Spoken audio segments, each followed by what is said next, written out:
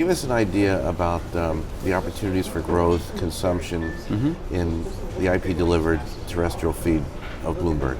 Sure. I mean, the advantage for us is that we do just focus on distributing that content on any platform freely, and nobody else in America is doing that.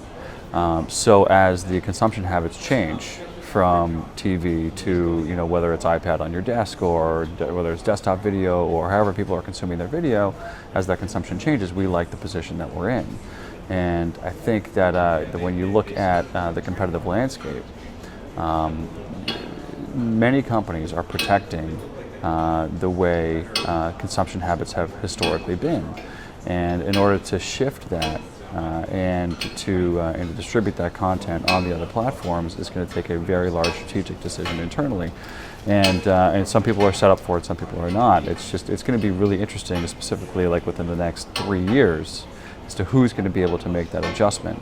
But we like what we're doing. We feel like we have an advantage in the market, especially when you're talking about live news.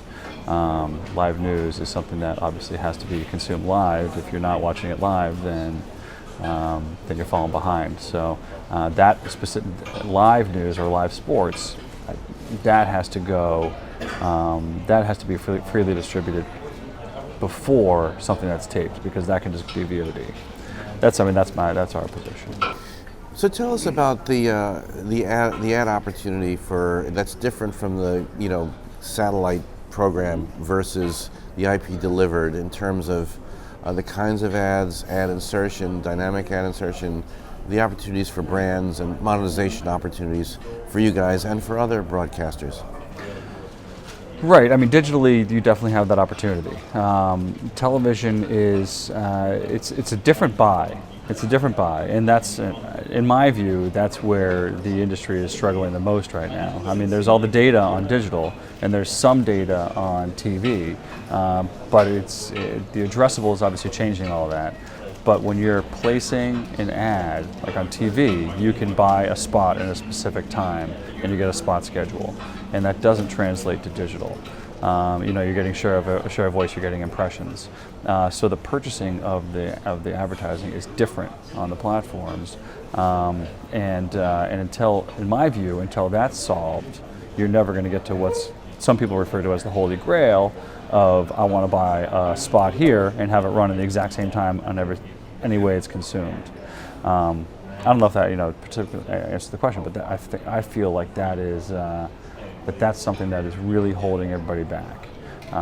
The lack of ability to buy, say, a 1A position on TV and have that run in 1A position on desktop, mobile, OTT, VOD, Hulu, or wherever it's being distributed.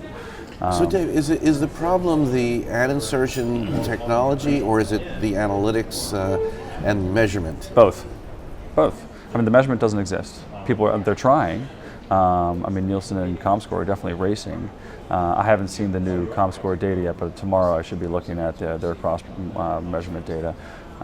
Nielsen, from what I understand, people aren't necessarily signing up for it yet. So the measurement is not there. The analytics for digital is definitely there, but the analytics for TV is not really there. I mean, you have the research, you know what you're buying, and you get the reach for TV. But you're not getting, you can't apply that specific data that you can digitally on TV. But addressable is changing that. We just don't know where that's going to go and who's going to have access to it. Yeah, so talk about addressable just for a minute. So what does that mean to you guys? What do you think the opportunities are for broadcasters in general, and for Bloomberg in specific, and how you indeed define addressable? Sure. I mean, we get asked clients ask us about addressable all the time, and as a content provider, we don't have access to addressable. Addressable is purely like DirecTV or a Comcast or Time Warner, whoever has that set-top box data, they would have the addressable.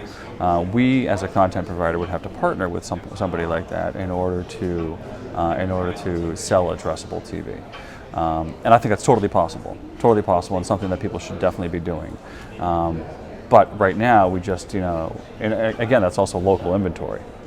So it's different. That's only like 2 minutes an hour out of the total commercial length of say 14 minutes, 16 minutes. So it's it'll be interesting to see where addressable goes. I would love to be a part of it, and we're definitely, the conversations are happening all over the place. But that is definitely it's the shiny new toy in TV right now. People want to do addressable because it sounds great and you can target that specific person. But it doesn't. It kind of goes against the traditional strategy of why you use television, and television being a mass reach vehicle. But hey, if we can figure out a way to combine the mass reach with reaching that specific person who's going to buy your product, I mean, that could be a wonderful solution. Last year, in 2015, we definitely saw people cutting cords. The data is clearly there. I mean, ESPN was hurt from that. But there's no clear view as to what's going to happen this year and next year. It could have stabilized for the time being, but what happened last year may not apply to this year. So we don't necessarily know that viewership is totally going to shift from TV to digital, but it will shift eventually. Whether it's so, yeah, I mean, cable boxes is definitely going to be important, and you're going to have that mix, but we don't know if it's going to happen this year or next year, but it's definitely happening. The skinny bundles are a huge differentiator. People are still going to watch on their TV. We just don't know if they're going to be watching through their cable box or through their IP. It'll be a combination of both.